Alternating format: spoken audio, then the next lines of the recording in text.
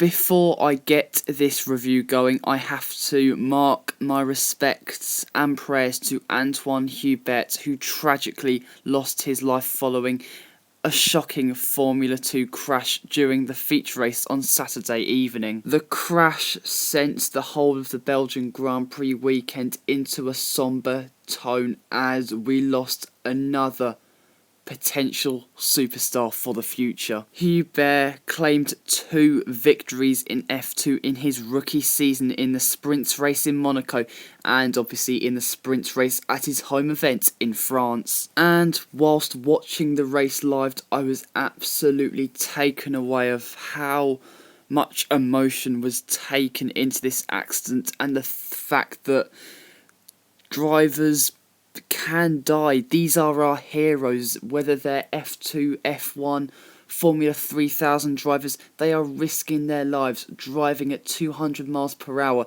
at such a relentless pace and manner. You are only 22 years of age, but your legacy will forever live on. Anthoine Hubert, I send my prayers to you and your loved ones. Hi guys, and welcome to my 2019 Belgian Grand Prix race review, and as you can tell, I am completely and utterly heartbroken after the tragic news of the passing of Anthoine Hubert. And I'm going to be completely honest, I wasn't watching the actual race where Jules Bianchi had his horrific incident at the 2014 Japanese Grand Prix, so this is my first experience of watching such a severe scenario unfold in a race which I've actually been watching. So this took me to such deep emotions, and I haven't really recovered from it, even if I've been doing certain things.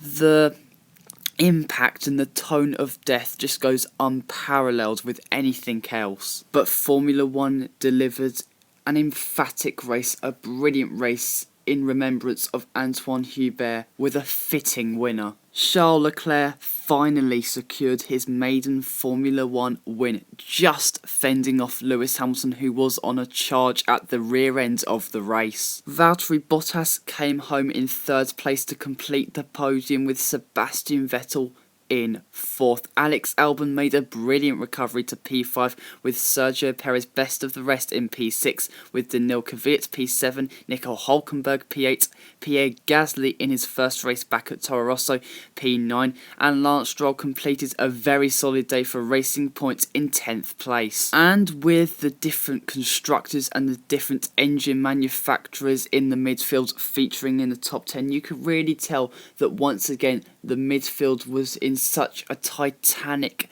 battle. You had constant side-by-side action, which really has been trademark of the midfield battle in 2019. But then you just look at the race results and you see the gap between the midfield and the top 4. It's just a mammoth margin. Luck really is deserting Lando Norris. He was running P5 for the entire race, but on his final lap it seems like his engine failed and he had to pull over, but he was classified 11th. Kevin Magnussen P12th with his teammate Romain Grosjean in 13th. Danny Rick came home 14th with Russell, Raikkonen and Kubica the last of the finishers. Giovinazzi didn't make the flag either, and your non-classification / whatever, the guys that weren't classified, you have Carlos Sainz and Max Verstappen. But let's start off with Ferrari, and they have secured their first victory of 2019 courtesy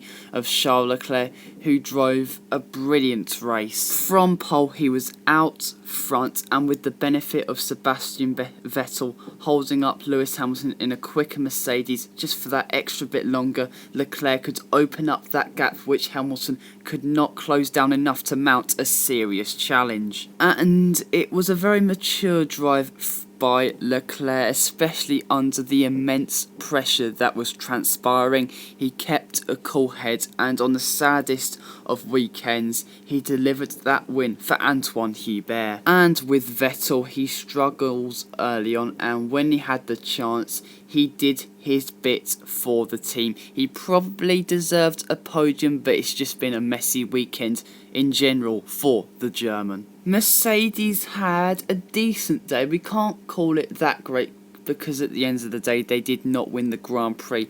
They did have the quickest car, but all the variables just mounted the fact that Ferrari just had the edge over Mercedes. Mercedes did not have track position, and the straight line speed of the Ferrari was just not a contest. Mercedes couldn't keep up with it, and with Sebastian Vettel holding Lewis Hamilton up, that pretty much destroyed his chances of winning the race.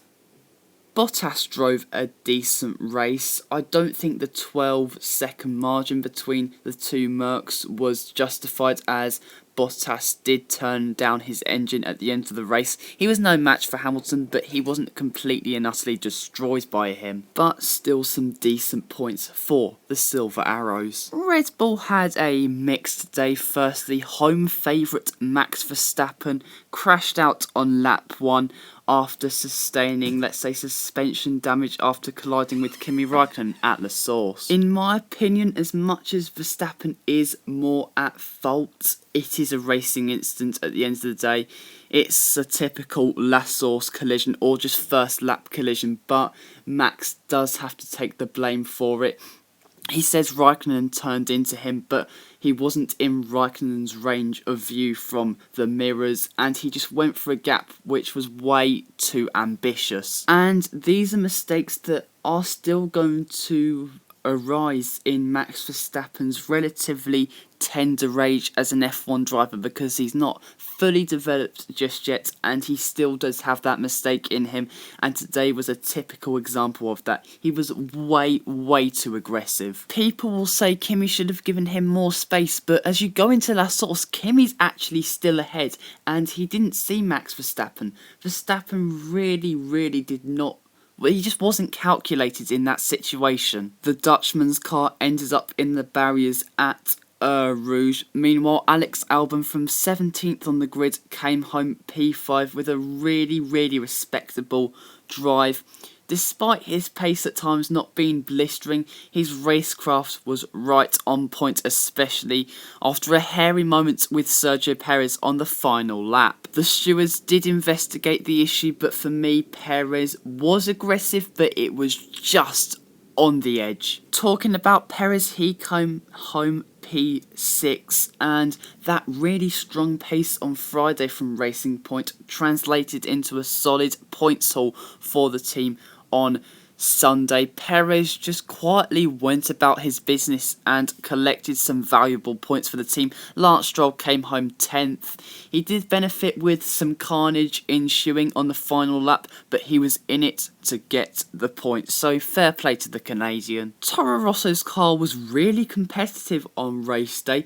Pierre Gasly did pit early on and kind of forced the train and midfield drivers to react. So at the end of the race, Pierre Gasly didn't have the most, let's say, luxurious grip out there, but he did come home P9 with a solid points haul. Kvyat went a little bit better, coming home P7, but the two drivers were really evenly matched this weekend, and for the team as a whole, a really good day. Renault this weekend have been a real surprise. Nico Hülkenberg came home P8 after qualifying P7 yesterday, but obviously he had that grid penalty. But anyway, really good day for Hülkenberg. Yes, he did luck out at the end of the race, but his race was decent and he did the job.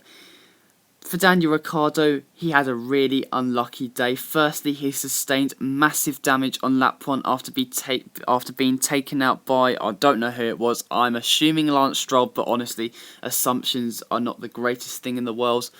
And at the end of the race, he just didn't have enough pace. Despite both cars starting in the top 10 and despite running 6th and 7th after the first lap, Haas just dropped like flies for the remainder of the Grand Prix. Just a really disappointing day again. After colliding with Max Verstappen on lap 1, Kimi Räikkönen's race was basically wrecked, and whilst running P9 after a strong recovery drive, Antonio Giovinazzi had a massive crash at the Pouon corner. midway through the corner, basically got too greedy, and with the front tyres not having the greatest amount of grip, he understeered onto the AstroTurf and spun right into the barriers at huge velocity. That was a big crash, and 2 points could easily... It could dictate Alfa Romeo's position at the end of the season. These are moments that can really spell disaster when you look at the standings. Carlos Sainz's, let's say, issues were literally at the start. He stalled on the grid and it never really got going from there. He retired at the end of lap 4, I believe.